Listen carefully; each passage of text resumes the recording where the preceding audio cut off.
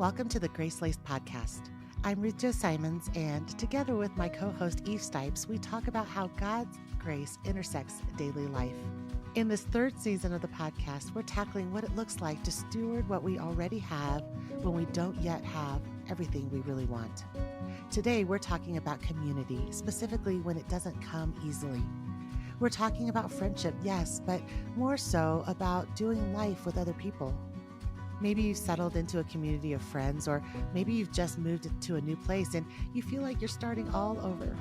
Either way, we hope today's conversation encourages you to start where you are. Well, let's get started now. Okay, so this topic brings all kinds of thoughts and emotions and all the things to mind. So I think we should start off on a lighthearted note. I would like to hear one of two things. I would like to either hear what your ideal community is, or like what has been the most surprising place that you found community in your many years of experience. Well, I'll start by just telling on myself. I think I would never totally admit it out loud, but now I'm doing it on our podcast. But I think I act as if my perfect kind of community, my ideal community would be a bunch of women just like me, right? Yeah, of course. I'm like, everybody thinks exactly like me. I mean, let's be honest. I know that's not the ideal community. I Right. absolutely know that's not it. But I act as if I'm looking for people who like the same things I like, exactly the same foods, shop at the same places, enjoy all the same kind of things, and will never have a conflict with, right? I'm thinking, oh, let's have the exact same ideas, even theologically. Let's make sure we're all on this exact same page so that we can sip our coffee in peace and not feel like we have to tackle things in a difficult way. And so, yeah, I think if I'm honest, I tend to think my ideal community is like this theologically, biblically robust group of women who think and act and like all the things that Ruth likes and wouldn't mind stopping and going shopping afterwards after meeting together. So that's Right. my No silly, tension. not realistic, but some sense of ideal expectation. And you know what? Well, I want to hear yours first. Why don't you tell me yours, and then I have a story to tell you. Well, I think that my most, I don't know the most, but a place that has been surprising community is really funny, but it is our Facebook swap group Oh my for, goodness. I know, for the neighborhood I don't even live in anymore, but where I lived for a long time. It's a very large group, but people do like, hey, this is for sale, or I'm looking for XYZ. And it is remarkable when people will post things about, I don't know, like some like deep, heavy stuff. Like, I'm looking to help my sister-in-law who just left this situation and needs all new furniture. And people will pop in and like, well, I have this and I have that. And it's like this weird community of people that, the regular posters and, a little bit about their story. And so I don't know. It's really random, but That is there is so a fascinating. true sense of community on there and like caring for each other, even though I don't know any of them in real life. But that's what's so neat because it's a neighborhood thing, right? Is Yeah. it like for the area that you lived in? And I'm Yeah. thinking about how that's what's so special about living in a neighborhood community. Even if you're like, wow, these houses are so close to one another, but you kind of like are forced to do life Yeah. with other people, right? Yeah. And my life in Colorado is not quite like that. We used to be in a neighborhood 2 houses ago. 2 houses ago, we lived in a neighborhood, and then we were kind of needing and wanting to have chickens. And so in New Mexico, we lived on a third of an acre. And then when we moved to Colorado, we now live on 49 acres. And so we don't have any neighbors we can go quickly borrow Right. an egg or, steal a cup of sugar from. But with Mountain Town comes something else. The story I was going to tell you is that when we first moved up here, I was desperate to like get to know people. I was so excited about the idea of like being in a new community. And we were in our 40s. So this is like a move that we made only, has it been like 5 years ago? So this is not like long time ago. Our kids were, um, much older and they were in a Yeah. new community as well.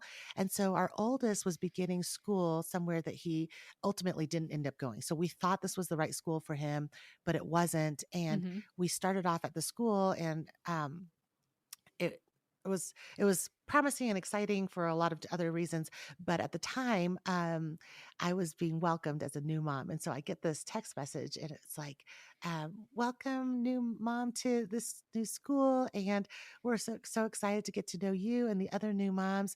Aw. We thought we would fellowship and hang out and get to know each other." I don't think they use the word fellowship. That's a very church word. I just threw that in there. Yeah. But I think they were like, "We're gonna hang out and get to know each other and welcome moms and have a blast." And I'm like just hungry for this, right? I'm Yeah. reading this text message thinking, Yes. yes, Tell me I'm like, where. yes, I'm gonna go and we're gonna lunch or brunch. Like this is, my brain is like brunching, here I come.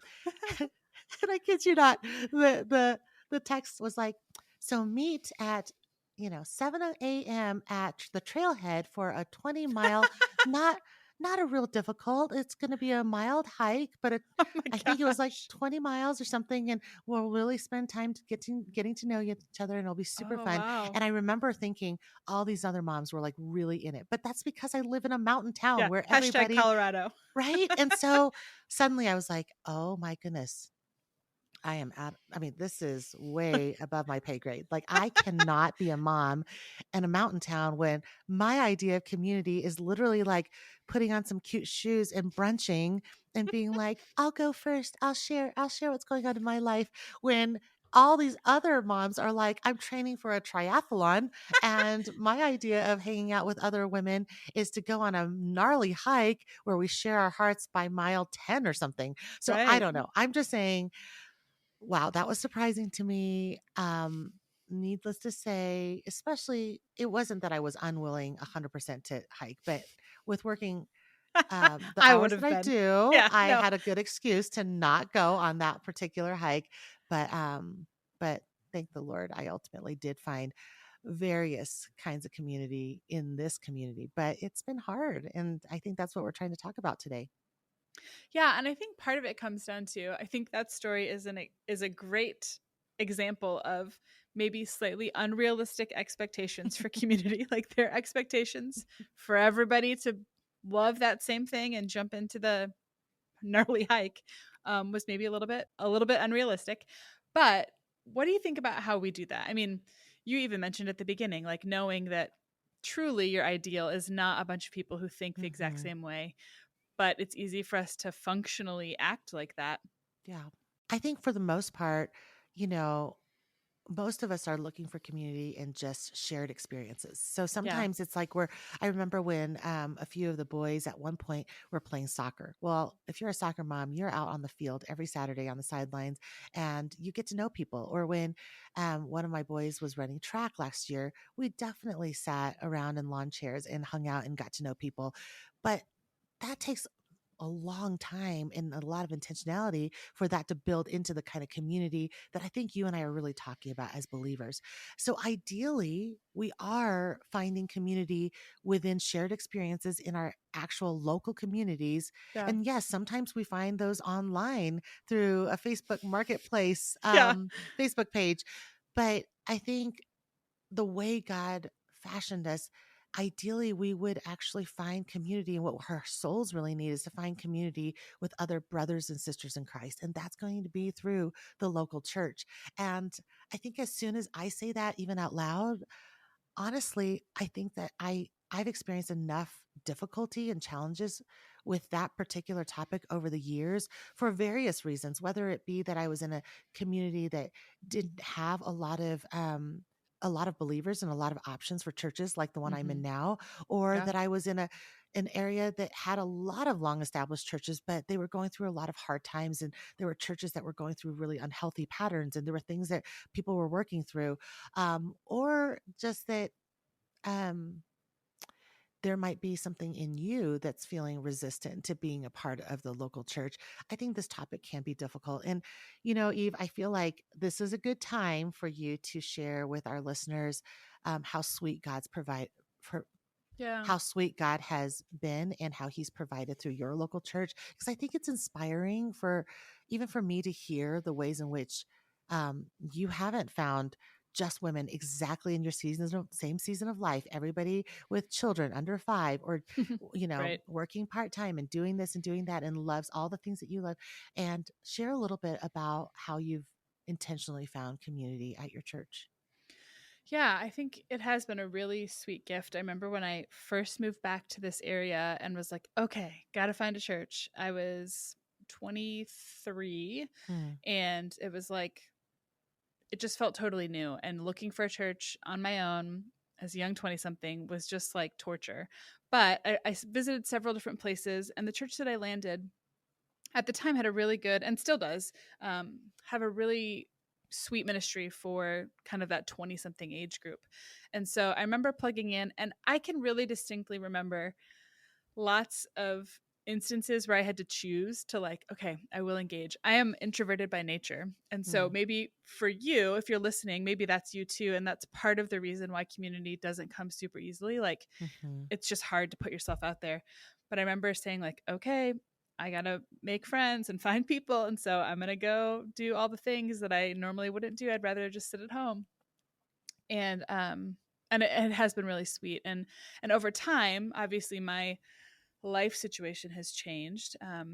When I got married, when we had kids, um, just different pieces, different work situations, all of that has meant different time.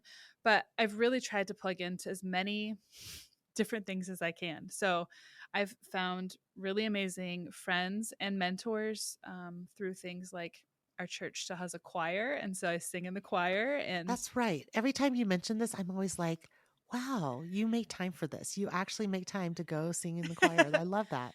yeah, I've taken some different times off. I actually start back up this week though, and I'm very excited about it. So that is one of those kind of bigger church things that helps you meet people. Hmm. The church I go to is really large, much bigger than any church that I grew up going to, and so it's been challenging at times to like find people so that it doesn't just like you pop in, you listen to the sermon, you go home, and you never interact with people. Like you can do that in a big church. You can even do that in a small church if you want to, right? You don't have to engage with people. But then I've also met some younger women that have babysat our kids, or that we've just been connected in different ways that I've been able to kind of This become isn't a your discipleship group on Saturdays, right? no, I have a discipleship group on Saturdays too that meets once a month. That is an older woman, and there's 5 of us, kind of Mm, younger women. hmm. And so we meet once a month just to kind of talk about life. We usually are reading a book together that we'll And discuss. and I think shared interest is not invalid. It's just that we can't expect that all community Yeah, happens because we are all crocheters or we all enjoy right. scrapbooking or we all enjoy I keep mentioning crafts but or that we all want to go on 20-mile hikes. But I even think about how a girlfriend of mine I even think about how I've heard that one of my girlfriends from back home had begun just to meet with other Spanish speakers on a Saturday morning from her Yeah. church. She learned Spanish and is now, wanting to practice Spanish, but she would just befriend other Spanish speaking believers and Hmm. they would get together once a month and meet at a coffee shop and talk about the Lord. And some of those women have really just become such a part of her community in her real life Mm, and more than just like it's not like a Spanish speaking class. It was like right. community but gathered around a shared experience and a shared love for Spanish. And I think that was really neat too.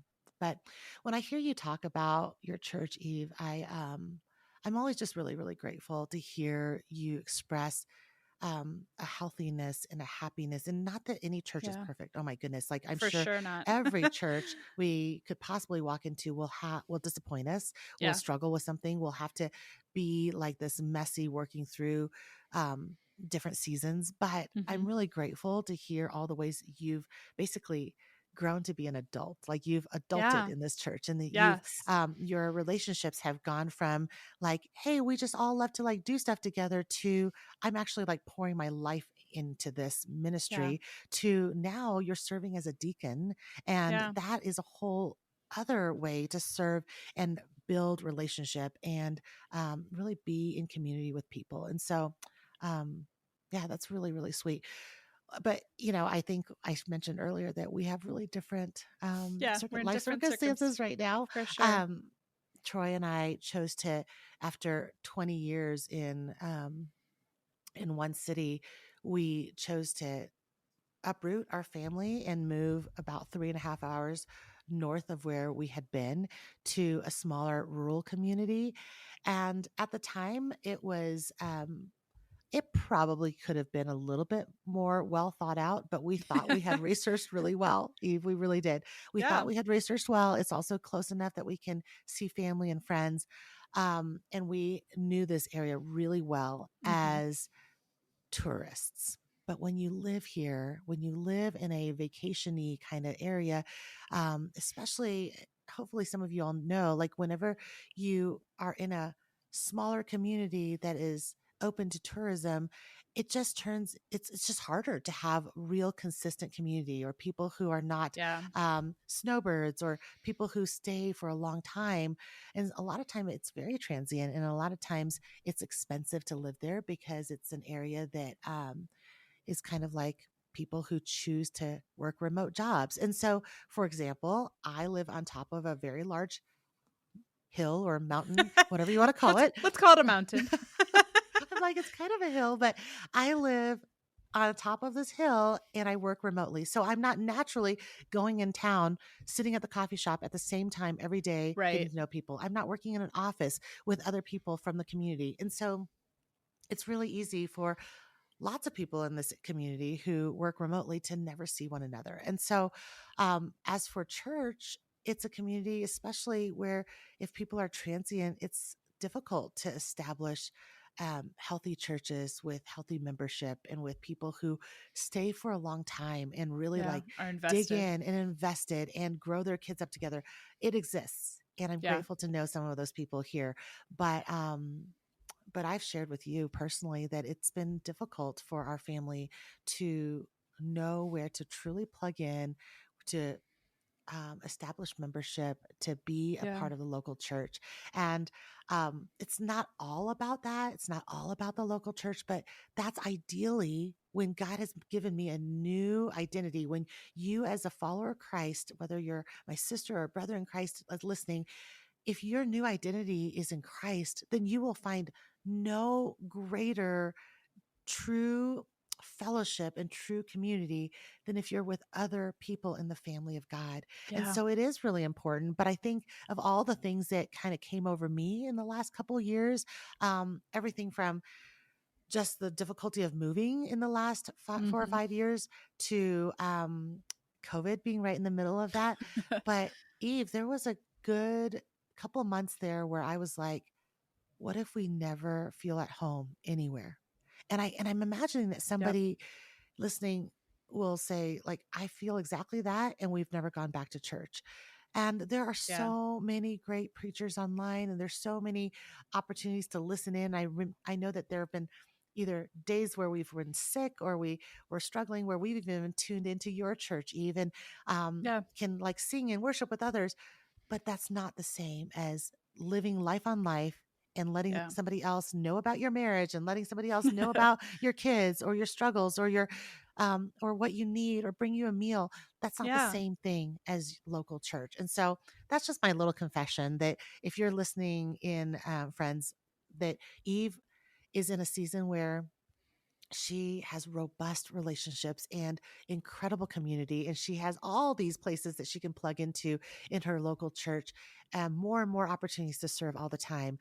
Right. And I am Ruth Joe Simons. I'm in a community where I'm still trying to figure it out, and I don't necessarily feel at home or plugged in. I don't feel surrounded by deep community relationships. And part of that is because we moved. Part of that Yeah. is because we had 20 years of ministry, local ministry, church ministry, school founding ministry, all the Hmm. things that made us like really at the center of a lot of community. We no longer have that because of proximity, even, Yeah. and we are starting over. So some of that is just attributed to the hard work of needing to start over. And so maybe that even leads us into the next part of this conversation. Like, what does it take then when you start where you are? Like how it looks for you to start where you are is maybe a little different than what I have to do to start where I am. But I would say there are some similar things Right. that both of us will have to do. Well, and I think too, even before we kind of jump into this, like start where you are, just acknowledging that like the emotions that come along with Hmm. this type of season, if community is really hard or it feels difficult and it doesn't come easily, like Yeah. those emotions are real and they can be very overwhelming at times, right? Like Yeah. that can feel really sad and lonely. That can feel spiritually dry, even a little bit of what we Hmm. talked about on one of the previous episodes, like Yes. not having a rich community either in the local church or with friends or both, like that feels really Yeah. hard.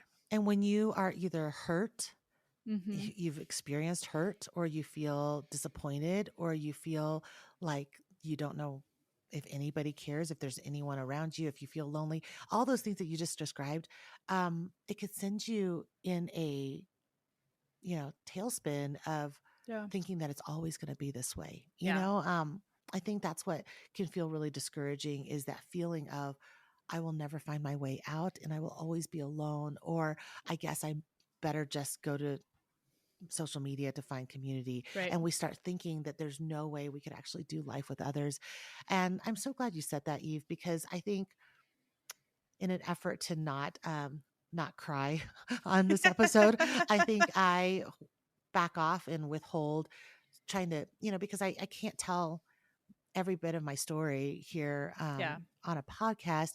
But it's so good that you acknowledge that because the feelings are real. And so Mhm. if you're like me and you're new to a community and your community doesn't have a lot of options, and maybe you don't find like just what you're looking for, and maybe relationally you feel awkward, and you kind of just go, is anyone up for brunching? Yeah. Whatever it is that you're struggling with. And I'm keeping it light and shallow for a reason, but Yes. whatever it is that feels like, oh my goodness, did I make the wrong choice? How do we know whether we can stay? How do we know how to be in community?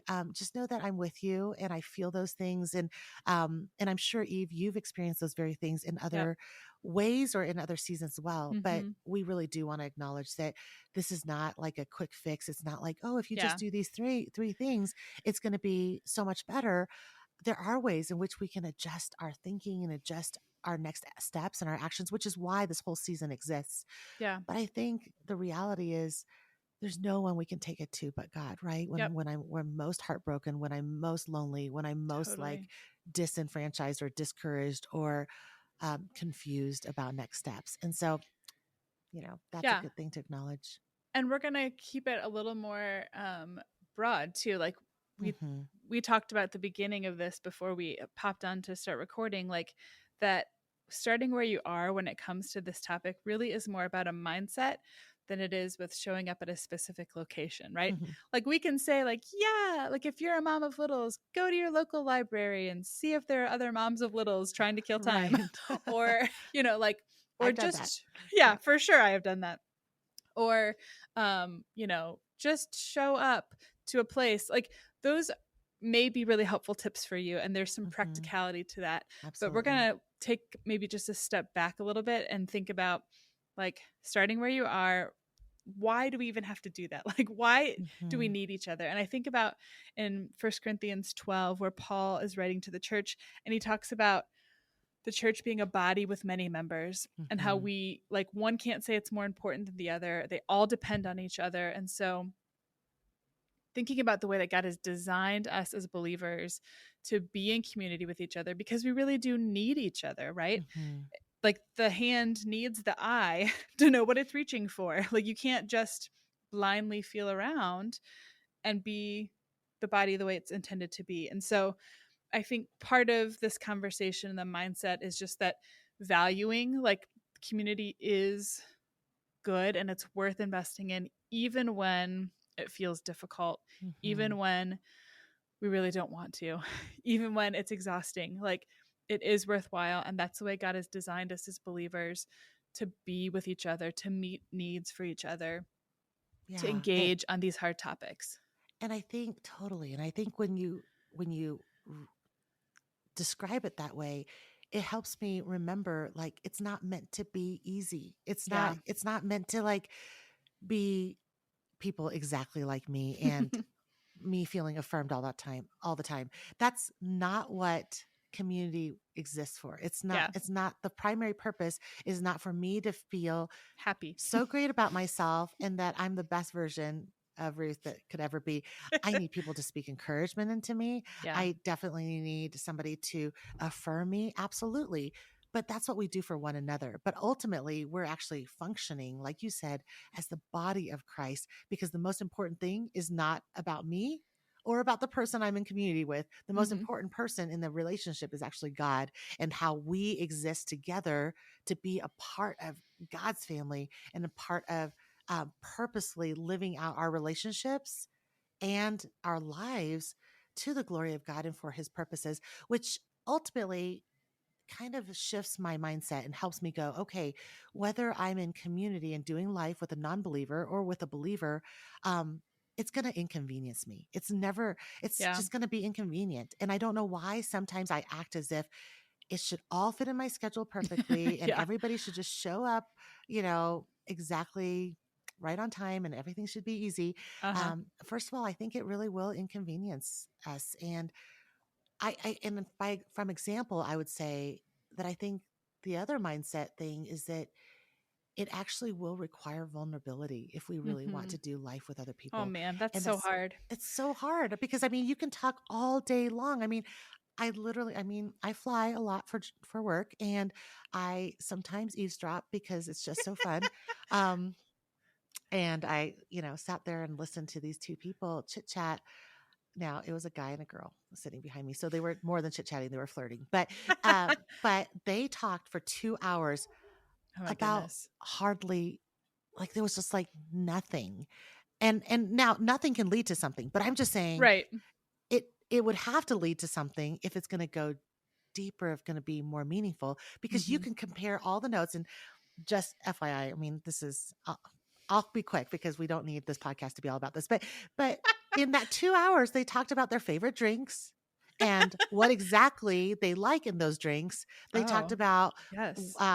exactly what kind of what they like in, you know, I really like when a hotel has such and such, or that one ball game that I went to, um, I love when the stadium feels like this or that. I'm just saying, when we're talking about preferences, we're basically saying, this is what I like. Do you like that too? Which Yeah. is a really good start, right? It's a really Yeah. good start. I'm just saying, I have never known to be in community or in a friendship that really matters in shaping who I am and in the kingdom. I've never experienced that without having to be vulnerable. Yep. And most of the time, I've had to go first. And I think if we all have the mindset that we're willing to go first, then everybody kind of goes first and we get there faster. So there's nothing wrong with getting together at a play date. And I mean, I've experienced many of these in my 20 years of motherhood, where you get around a play date, especially at the mall where everybody's jumping over those squishy, playset Seats, things, yeah. and everybody's talking. The moms get together and nobody's talking about how tired they are. Nobody's crying and sharing how they're in a fight with their husbands, because we don't talk about that at a play date. Right. Everybody's talking about their favorite brand of diapers, right? And it's like, oh, this brand is great. Definitely. And did you know that this passy doesn't fall out as easily? And we're talking about all the brands for all the things that you should register for. And that's a good start. But think about after an hour of kids screaming and jumping around on the play set, what would leave a mom really encouraged once she Mm, leaves that play date? Probably if she was seen and heard and loved, right? yeah. Probably if somebody said, hey, so what's what's the most exhausting thing about your day right now? Like Yeah. what are you guys dealing with right now? And I don't know. This is off the cuff, but I'm like, maybe you don't go right in like just like that. Like tell me your hardest thing. But I do think that there's some there's a version of that where maybe it means that we say, well, just so you know, like I wish picking out the right diaper was the biggest thing on my mind these days, but I got to just tell you, I'm so overwhelmed by just being the only one doing all the things at the house, and I Yeah. need my husband to come home from his work trip or whatever it is that Yeah. you might go first in sharing. And then somebody else says, oh my goodness, your husband works all the time and travels all the time. Friend, I had no idea that you were going through that. Yeah. How can we swap some evenings so that we can get a little alone time or whatever it is? I'm just Yeah. making this stuff up. But see how like being vulnerable first actually um, Like makes such a invites friendship. exactly, Yeah. exactly. And it kind of says, I almost think of the fact that if you are open and a little bit more vulnerable, which, yes, it's harder for those of us who are introverted, but if you're a little bit more open and honest and not necessarily just sharing everything about anything, but intentionally choosing to share certain things, you're actually saying, hey, what I believe about community and what I'm actually wanting out of this, is that I, I think people really learn what to expect from you by what you express. And Yeah. so, if we're always talking about, um, Like the light details that don't yeah, matter. or the weather or whatever, then probably that person across from us who's going through a really hard time thinks, well, her life is perfect and she probably doesn't even want to know. But if you're willing to say, hey, we've had a really hard season in marriage, which I feel Yeah. like if you hang out with me, I'll be like, gosh, this was a really hard year. Let me tell you all about it. And then you usually can go ahead and share all about it too. So our team knows that I will never hold back in sharing Yeah. what is hard. So, Yeah. So I think starting where you are is about that mindset of realizing, like, hey, it's most likely going to be inconvenient. You're going to have to go first to be vulnerable. And I think just recognizing it's probably going to take more than one time, right? Like, you're yeah. going to have to be inconvenienced and go first multiple times in different ways with different people in different settings to really dig in and find community when it doesn't come really easily. Yep. It's, I wish we had something easier to say about it, I but know. that's really the truth, right? And I think we can safely say that that's the pattern we've seen over and over again, that it starts with us and that it's going to be difficult and that there's not one formula that works. But Right. when we know, and that's why you started with First Corinthians 12, the 12 to 20 passage, that when we start there and we say, hey, the purpose for community and living our lives openly and vulnerably with other brothers and sisters in Christ is for the purpose of building up the family of God, that we might be more unified and more intimate, and that we might actually be a powerhouse force together for the kingdom. That, gosh, that mindset actually strengthens us and Mhm. encourages us to step forward and be inconvenienced and Yeah. be vulnerable and be willing to try and try again. Yeah. Well, I think you just answered my next question. So, as we wrap up this episode, the questions we always ask at the end are, what's the gospel truth? Why does it matter? And then how are we going to be starting where we are with one small thing? So, I think you're right. I think that gospel truth is the body, and that mindset is meant to be good for the kingdom, like not just for ourselves and our own, like, I feel Hmm. great and I have friends, but there's purpose in being put together as a body and knit together to be the hands and feet of Christ to the people in your community that don't Yep. know him. Yep. Absolutely. And that's also why it matters, right? Because Yeah. it glorifies God, and ultimately we're here for a purpose, on Yeah. purpose. And so what can you and I do? What can our listeners do to start with one small thing? That's a good question. It always gets me, this question. And it's why we ask it, right? Yeah. Because it's easy for us to spend 25, 30 minutes talking about a topic, but then when it comes down to the nitty gritty of, like, what are we actually going to do? Well, I'll go first. I'll say, one of the things that I've already started recently, but it is a small thing, is that I think I just told you about this even this morning, that I try to say yes as much as Mm, possible. yeah. Meaning if somebody reaches out, and I know that that's not the same thing as me going first and reaching out and Right. all that stuff, but one of the small things that I'm doing in my life is that I'm willing to be inconvenienced. And Hmm. so if somebody I'm in a relationship with is um is initiating, I I bend over backwards. I try to make Yeah. it something I can say yes to. I try to say yes to community things that maybe make me feel weird and go, oh, the next 2 hours may not be exactly how I want to spend my time, but you can't say that it's too hard to find community if you're never saying yes. And so I'm Yeah. starting with that. Yeah. Mine is very small, but I think it's helpful. I've started literally just in the past couple of weeks trying to be a lot more cognizant of this. Like on a Sunday morning when I'm at church, I want to say hello to the people around me, right? Like there are people that I don't know Yeah, sitting for all around sure. me, and we don't necessarily sit in the same place every week, depending on what's going on and what's happening. And so, literally, just saying hello, like finding out somebody's name, like that's such an easy thing to do, but it's also a really easy thing to not do and just kind of like pack up my stuff and head out and be good to go and see the people I do know and talk with them. So, in the interest of like building connections that may or may not turn into anything, like maybe that conversation, that's all it is. You say hello and you're done. But maybe that conversation builds something more, and that's good. So I want to say That's really hello. good. That's a good one small thing, Eve.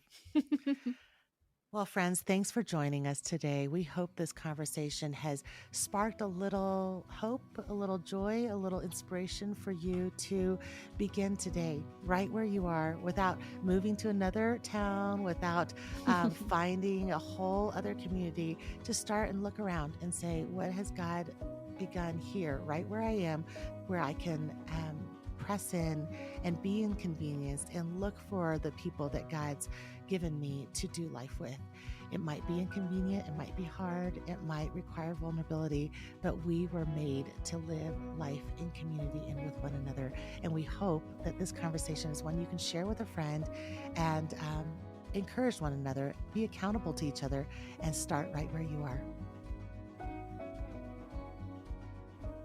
All season long, we'll be asking you some questions at the end of each episode because we want to hear what you're thinking about and processing. So today's questions are: what keeps you from engaging in the local church? And what are you looking for in community that you can't seem to find? If it makes sense, snap a picture related to your answer, share it on Instagram, and tag Ruth and Gracelaced, or just shoot us an email at info@gracelaced.com. We'll pick a couple of answers each week to send some happy mail to.